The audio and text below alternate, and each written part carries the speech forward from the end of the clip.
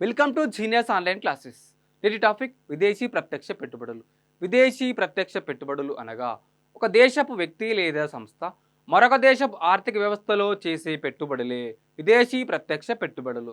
సింపుల్గా చెప్పాలంటే విదేశీయులు భారతీయ సంస్థల్లో చేసే పెట్టుబడులే విదేశీ ప్రత్యక్ష పెట్టుబడులు. 2024-25 ఆర్థిక సంవత్సరంలో భారతదేశానికి ఎక్కువగా ఎఫ్డిఐలు అనగా విదేశీ ప్రత్యక్ష పెట్టుబడులు అందజేస్తున్న దేశాలు ఇప్పుడు చూద్దాం.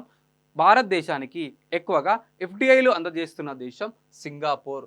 సింగపూర్ నుంచి $15 బిలియన్ విదేశీ ప్రత్యక్ష పెట్టుబడులు వచ్చాయి. 2023-24 ఆర్థిక సంవత్సరంలో $11.7 బిలియన్ ఎఫ్డిఐలు వచ్చాయి.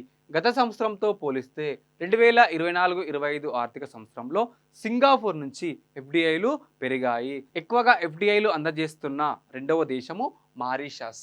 మారిషస్ నుంచి $8.34 బిలియన్ ఎఫ్డిఐలు వచ్చాయి.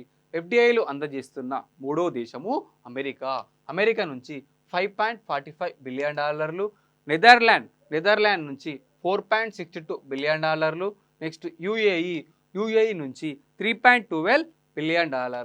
2024-25 ఆర్థిక సంవత్సరంలో భారత్లోకి వచ్చిన విదేశీ ప్రత్యక్ష పెట్టుబడులు $81.04 బిలియన్.